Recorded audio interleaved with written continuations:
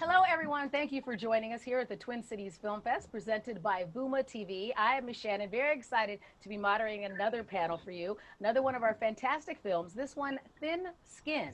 And we have the composer, writer, director, and star. Aham is with us as well. So you are all things in this film. And then I'm I know nothing that. except for I'm not the director in it. Oh, you're not the. I'm sorry. So So, Charles is the director. Charles is the uh, director. Yeah. yeah, But I'm a lot of Aham, other things. So you're a that's lot of other things.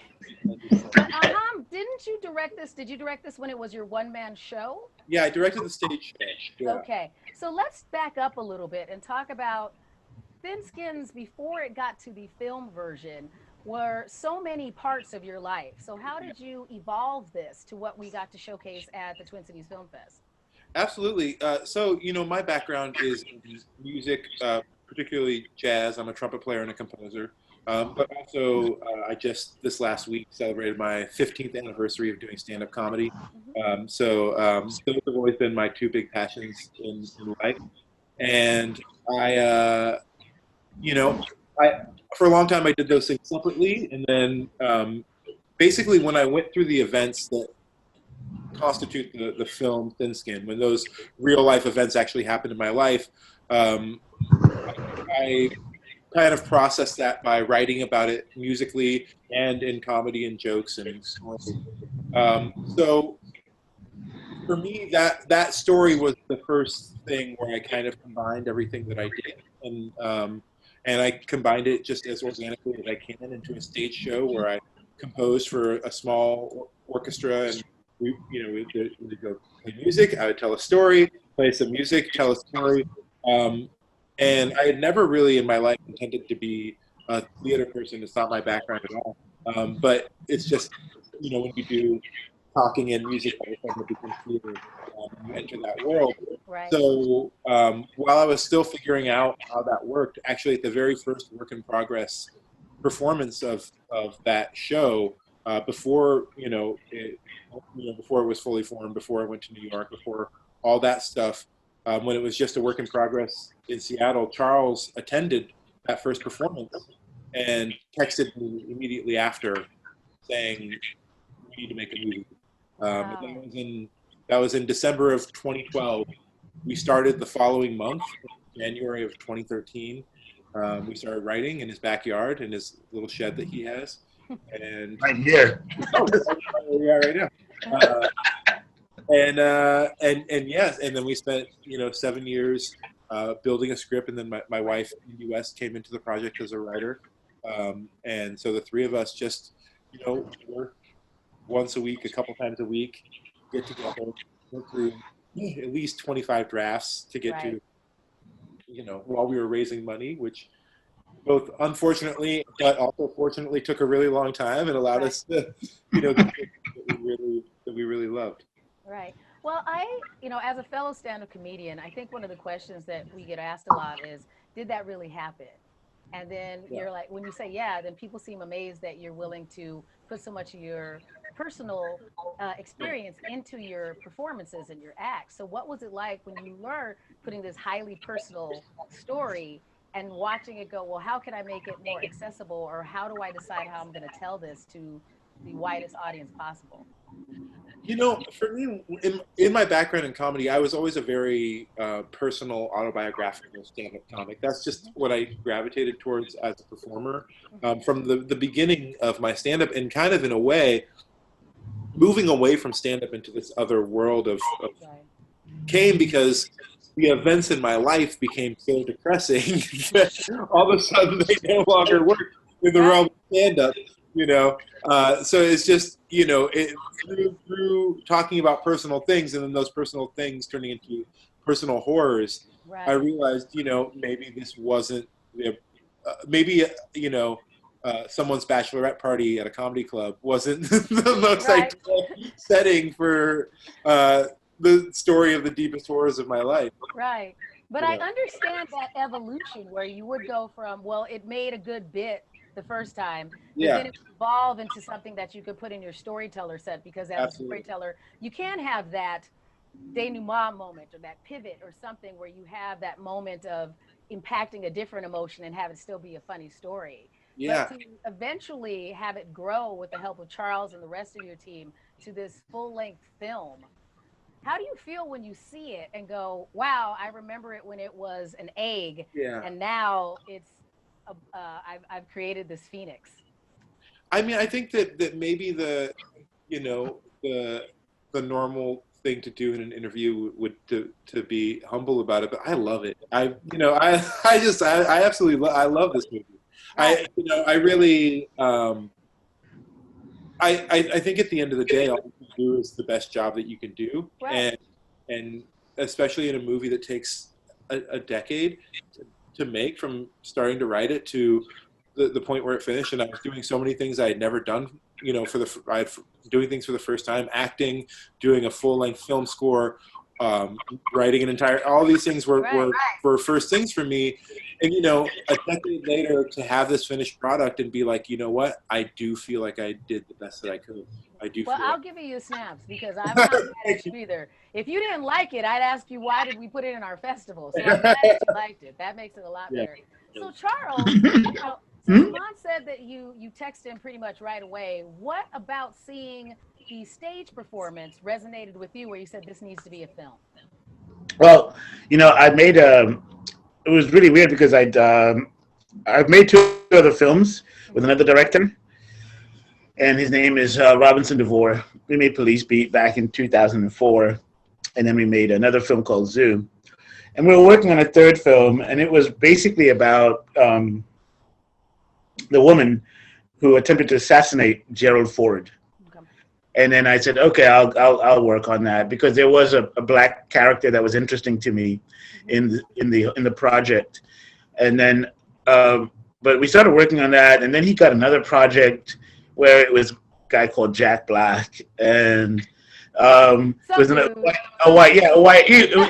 I know. I don't want to dismiss the project because it's, there was some great stuff in it, and it's not come out yet. But anyway, my thing was that I really, there's a lot of stuff in when I saw Aham's show, and I was like, I want to do a film that is directly or close to my own experience, right? And you know what I mean? And it was just like, I was literally just fishing around for something. Like, what can I make? Because I can't get, what was great was that I felt that Aham had done all of the hard work. Like, he'd done all of the gathering together of the content of the thing, and all of it I related to because it was set in Seattle. It was African, it was American, it was, you know what I mean? It was all sorts of things going on that I could relate to. Right. So to me, when I was, I was like, oh yeah, it was like a discovery that relieved me of like my, my long search of, I don't want to, I don't want to dismiss those projects, but you can end up being a black writer writing material for white characters and do pretty well. And you know what I mean? And I was scared of going down that path. Right. Well, you know I what I mean? appreciate you because we do talk about this a lot between me and the rest of the staff here at the Twin Cities Film Fest, and we do try and really focus on those BIPOC characters and getting those different stories out there and allowing people to write in and direct and perform in their space and say that their space deserves to have a bigger space. So is it from both of you when you're saying, hey, how do we find more of this work to produce? How do we do it? Is it that we don't have enough Ahams out there creating it to find the stories and to be able to connect with Charles, or what? I have to answer this. I want to answer this real quickly, and you can answer it after it. Okay. What I can say about our film, and I think that this might actually come as people may not be prepared for this when they watch it. It's something that we're not quite. I think that some people will feel a little odd because essentially, although it cost a lot of money, and we did raise it, it took so long, it is ultimately from the bottom up black. Like we did not actually confront any design issues. We didn't confront any casting issues that were not ultimately made by Black artists at the end of the day. And I can speak for that for the whole project. Like that was it. We went through some stuff, but for the we actually, and it's hard to tell people, like, it's hard to give Black people that kind of money, and you know what I mean, and to permit them to make decisions without any white resistance, or near to no white resistance. And that's what it's hard to, so when I speak about the film, I was like, no, I love the film as Aham does, but I also love the fact that, there's not a decision here that was made that did not go through Aham and I. Like, we didn't, Aham, am I correct by this, or? I don't know. And not that every production has its issues, and not that and no one does everything perfectly, but I just felt so fortunate to just be able to we were changing the script day of shooting. We were asking permission from anyone, and not in a disrespectful way, just in a way that we had a production team that although just because of the way that the film world works, our production team is mostly white people, just because that's like, those are people who have connections to people with money, and that's how infrastructure works. But there was always an understanding from the beginning that this film was going to be an extension of Charles and me and Lindy, and that this was going to be and that was always understood through the entire process, and the amount of work that it took to raise money with that stipulation, with the stipulation that we were going to retain creative control, is why it took 7 years to raise money. Right. Why? Which I can understand. We've had that. We've talked to other filmmakers and other people who have said that it's been the same kind of journey for them. And so I appreciate that you were able to stay with it, because it does seem a lot of times that when filmmakers, where the story that we hear is that they start on that journey and then able to just to get it done finally, they have to allow it to go through this white gaze to actually get it accomplished. So I applaud you for going, no, this is what we're sticking with, and it's going to get done. And it really, but it does really answer the question of why we don't see more Black artists doing this, because it was hell. That's why it was hell. I would the journey of raising money for a film like this, and I am just absolutely thankful for all the people that did make it happen. But the journey of raising money to make a thing like this, which is a small independent film, is just an absolute nightmare. And that is just that just it becomes tenfold when you come from a Black or immigrant or a community that is not attached to the inherited wealth of this country. And I believe white male indie directors that say, oh, it was really tough to raise money. I believe that it was tough. I believe that it was tough under those circumstances. But man, when it's not when your family doesn't have anything, when your friends don't have, when there's been hundreds of years of making sure that people that look like you don't have institutional resources, it's more difficult. More difficult. You're very kind. I mean, I think that it is fair to acknowledge. You're very kind. I think that it is, fair. We don't acknowledge enough that it's different when there's not more people like you at the power broking tables. So, it's harder to go, well, how do I even get invited into the room to be able to make the request to get this done when I'm the first? How do I even get in the room when there's not somebody there to give me an invitation? So when you were knocking on those doors and doing all of these things, how did you manage to get it done? What level of tenacity did it require for you both? just it's just time. Mhm. Yeah, good. We had a great, crowdfunding campaign that went on for a long time, and that That's was really good. cool. But in terms of like, the investors in the film, I would say that the majority of those investments came through like one, people that saw the live show, because the live show I think was a very powerful thing. Right. And people that saw the live, a lot of people that ended up investing came to the project through that route. But then other people that didn't, it really came from sitting down and talking about what this project means and talking about why a film like this is important, and just sitting face to face, having lunch, having dinner. Um, A lot of them. yeah, There was a lot of that talking, and you Mhm. just have to do it. And they're great. I'm glad that they're there, but it's hard. It's not easy to. It's not easy to. I really love to like talk to um, people about this situation because it's so. A lot of the work that Aham and I did was to show up at restaurants, Right. often wondering who's paying the bill. Like, are we going to be stuck with $100? Someone's got to cough it up, and we didn't. You know what I mean? But you have to show up there, eat food like you have money, and then wonder, oh my god, like that bill when it comes. They might even donate a dime to the whole thing. You Right. think like, Charles, yeah. this process sounds a lot like my dating life. So who's paying? Like, how do I suss out? Can I check your wallet before I finish eating my salad? That's don't be so extravagant. Yeah, but no, we just I'll have the soup. I'll have the soup. soup for now. Yeah. just make sure that they know that there's a minimum buy-in.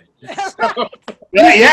We didn't have a budget for that. There was nothing there that said that. You know what I mean? And people forget like that's the kind of level stuff that you got to do because you got to do. We had Michael Cyrath, who was really, he's a connected guy in town, Seattle, and he's done other films, and but we were all like, we were all pitching raw, right? There was no money in the bank or anything. So Right.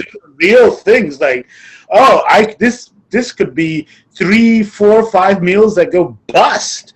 You know what I mean? And leave us $500 in the hole. I mean, Exactly. it's not a.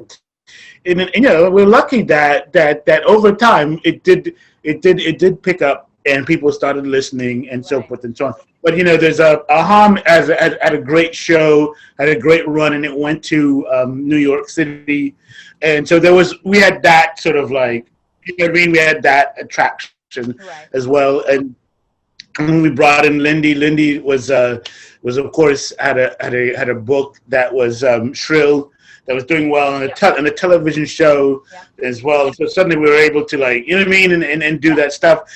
And in Seattle, I also write. Yes. And I've also made 2 other films.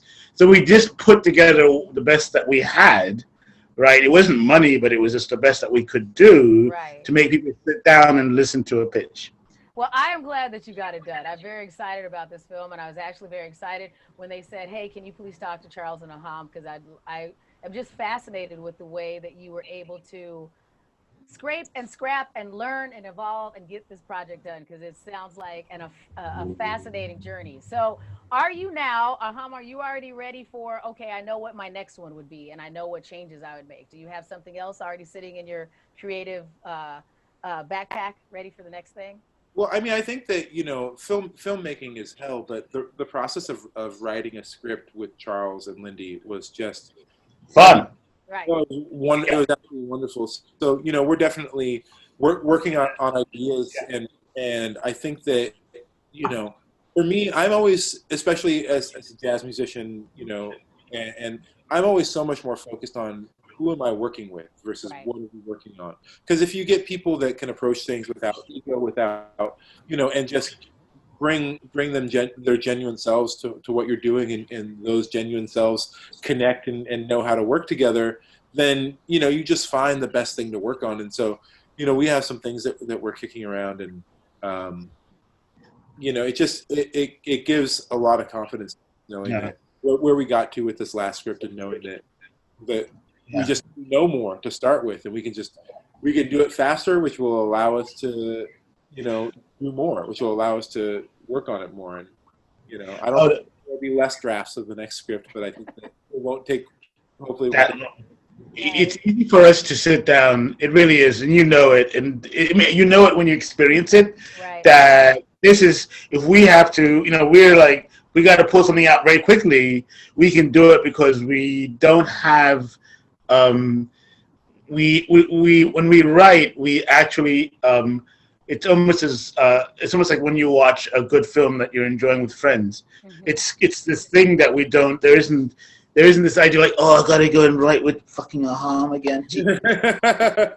Because like, oh my God, what am I gonna do? Yeah, I have to knock down some whiskey here, a little spliff along the way. And I go, no, it's not like that. You know what I mean? You get, it's just like, oh, what, we're gonna do this? It's like, oh, let's like go to a show. Like, oh, let's go, right? Let's go and let's go to the show. Right. And that's another. That's why I actually believe that the projects in the future will be much easier, Right. because we did actually have a very good time Mhm. when we had to, you know, we had to rewrite the script several times, and it was never like a. And I've been there. I've been there when you're like having to do that kind of thing where you're dreading. You know what I mean? Like, oh, it's Right. that day. But no, that's not us. So you can expect more work from our team in the Wonderful. future. I'm looking forward to that. I'm glad that it's going to be easy for you. I know that it sounds like it was a complex journey getting Thin Skin done. And now that it's done, it's been a complex rollout. I know that all of our festival worlds look completely different than what you Yeah. planned, and that you had to kind of delay. Yeah. I believe I read that you were planning on putting this out in May, and then we had to kind of push it a little bit. So we are glad that the timing worked for you to be part of the Twin Cities Film Fest, definitely. How else can we support your film? Do you have a distribution company, or do you have, Oh, look, no, I found one. No, I like, Yeah. you know, Look, I mean, I don't want to die and someone says, "Man, that was the greatest film ever." And I want to experience that reward while I'm alive. right. Yeah. I mean, I really do feel like it's a beautiful film, and it's a film that's different than any other film. You know, and we really want people to see it, and not it. You know, the response has been really in the limited screenings that we've had. The response has been really, really wonderful, and you know, it's really timely. You know, even though we wrote it 7 years ago, Right. it's really timely for right now, and it's a thing that I really think a lot of people would enjoy. And unfortunately, we're at a time where the infrastructure of the film screening and distribution world is in absolute disarray, because Right. you know, it's just chaos. So we're trying to, you know, fight these hurdles to get this film out to people, because it should get Right. out. Right. Well, Well, yeah. I am very confident, based upon your history, that if anybody can figure out how to pass through the insurmountable, it will definitely. You do not take me as the kind of fella that goes, "Hey, you know, I'm gonna give up." You don't. Yeah. You don't give up. Not at all. Not at all. Well, we appreciate you being part of the Twin Cities Film Fest. Thank you, boys, for joining us for this panel. We will do our best to support you. And don't worry, if the Twin Cities Film Fest team and I ever get a distribution company, you'll be the first people we call. Okay, thank you. I appreciate it. Thank Thank you. Take care.